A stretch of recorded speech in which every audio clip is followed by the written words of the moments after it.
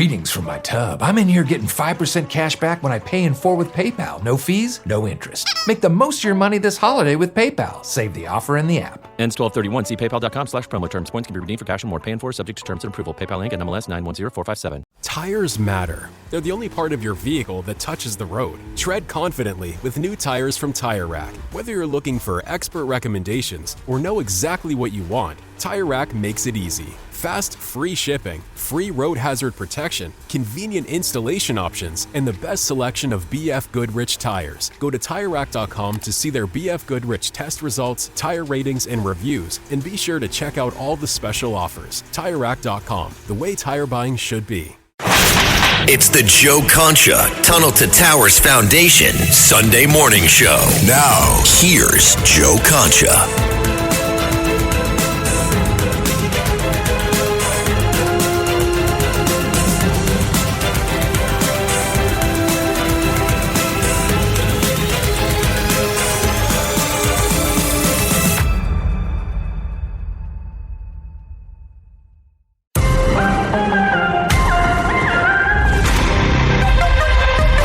It's the Joe Concha Tunnel to Towers Foundation Sunday morning show. Now, here's Joe Concha. And welcome back, everybody. Let's bring in Julian Epstein. He is a former Democratic chief counsel to the House Judiciary Committee. You've seen him a lot on, well, all over cable news, but particularly Fox News lately. Talked to Mark Levin on Life, Liberty, and Levin, Guy Benson show on radio, and now we're fortunate enough to have Julian with us today. Julian, how are you? Joe, great to be with you. Thank you. Absolutely. So I wanted to have you on because I see you as like the John Fetterman of political analysts these days. In other words, you're looking at your Democratic Party. Obviously, you served in big positions there, and you see these polls, including CNN, showing that they're polling at their lowest approval and favorability in their polls history. That's a CNN poll, and there are others as well that could back up that sentiment, especially among actual Democrats who are frustrated with their party, whether they don't think they're going to the left far enough, whether they don't think they're compromising and going to the middle like Bill Clinton did back in the 90s so successfully. So overall, from inside the Democratic Party, what is your prognosis of the patient right now? I think the patient is very sick, and I think the patient could be going to terminal status. I think what the Mandami race in New York represents is a cold civil war inside the Democratic Party going to a hot civil war. Every Democratic candidate, Joe, between now and the 2028 presidential election is going to be asked, do you support Mandami in his views? And they're not going to have an easy answer. They're going to have to dance around it. And people are going to say, do you support socialism? And which is batting, I think, 0 for 1,000 across the globe. Yep. Do you support the Cultural Revolution, where everything is based on identity and an identity grievance?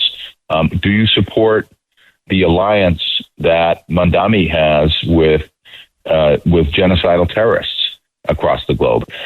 Do you support these things? And Democrats aren't going to have an easy answer. They're going to say things like, well, I don't agree with everything, but, I agree with some things. And that's going to be an answer that looks ridiculous, the way they're trying to dance around the candidate in Maine with a Nazi tattoo, the Democratic candidate. They're just not going to have good answers. And it's just part of the decadence of the Democratic Party, where they have become so consumed with a segment of the progressive left, which represents maybe 10, 15% of the voters, that has stolen the charisma and the energy of the Democratic Party and is driving the Democratic Party.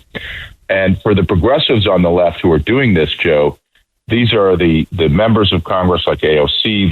This is the NGO community. This is the activist community. This is self-stealing on their part because it's very good. This extremism is very good for their fundraising and for their social media influence.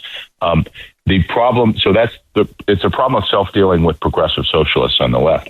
The problem with the centrists and the leadership of the party is the party is scared because the progressive left socialists control the flying monkeys of social media. So people like Chuck Schumer and Hakeem Jeffries, don't want to stand up to the crazy wing of the party, like Bill Clinton did in 1992, and say, you're wrong on the Cultural Revolution, you're wrong on going socialism.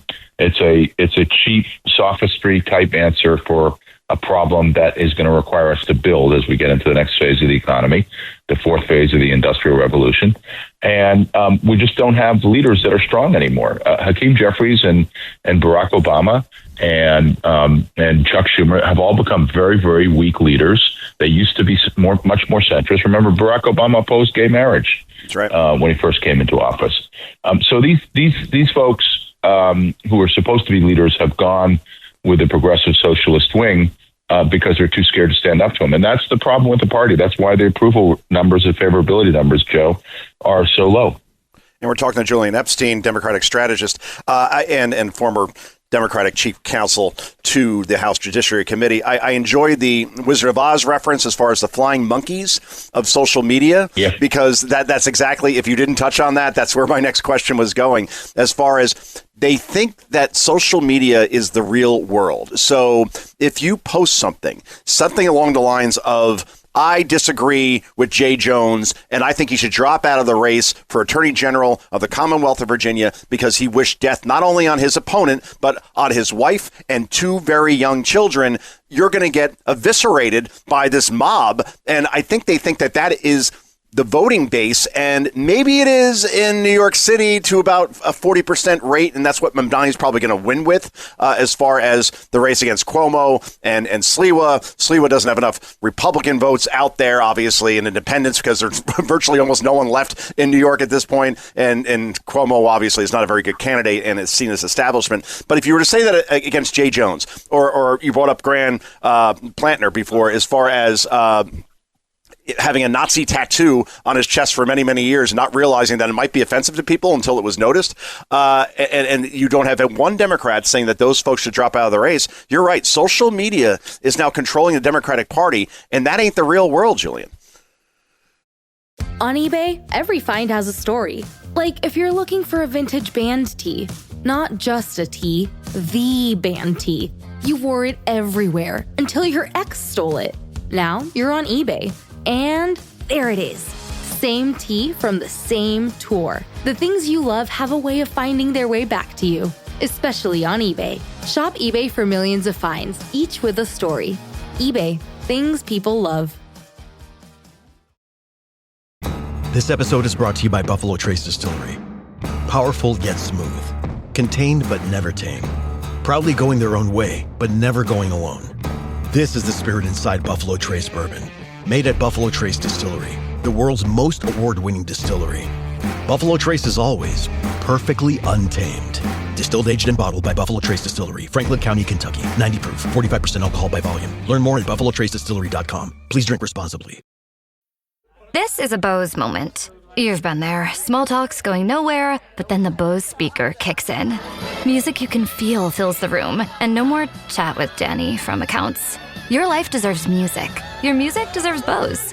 Shop Bose.com/Spotify.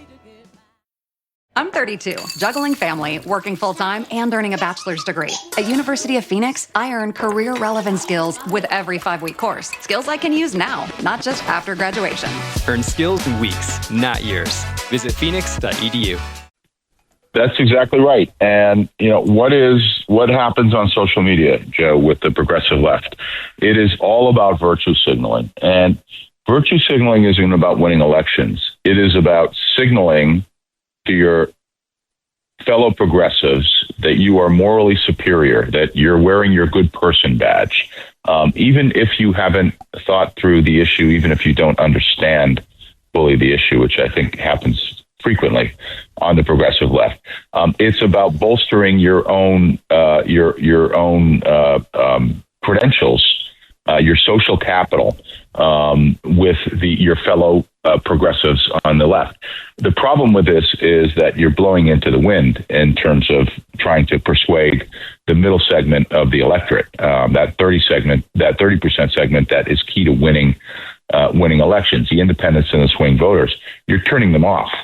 So it's a form of self-dealing. It's a form of sort of self-promotion within a small community of voters that may do fine for you in New York. You may be able to win the primary and therefore the general election in New York. But what you'll get is a set of ideas that are shifted far, far to the left that are just unacceptable to most voters. Most voters are not interested in the cultural revolution of the socialist left. They're not interested in identity politics. They think when you get to issues like gender, if you've got a gender dysphoric teenager, for example, I think most people in this country would say that person should be treated with kindness, person should be treated with compassion, that person should be treated with love. We should protect that person from bullying. But the idea that we should use experimental gender transition drugs and surgical techniques to mutilate that 13-year-old or 14-year-old, I think most people think that's nuts. And so there is a centrist place that Democrats could occupy on all of these issues. On race, they could be very much we are for equal opportunity, but we don't stand for equal results. Equal results is sort of a neo-Marxist idea. And they could say that, and the far left wouldn't like it, but they'd be much more popular with the general electorate, but they're too scared to do those things. You know, Joe, if you look at where Donald Trump is today and where Bill Clinton was in 1996, you wouldn't see that much of a difference. They are very similar on issues of immigration, trade. In fact, Trump is to the left of where Clinton was on trade. Immigration, they're in the same place. Clinton was for 100,000 cops on the street. Trump's for increasing police presence in our cities. Clinton was for work requirements for welfare. Trump the same. Clinton was very, very pro-Israel. Trump the same. You know, Trump has.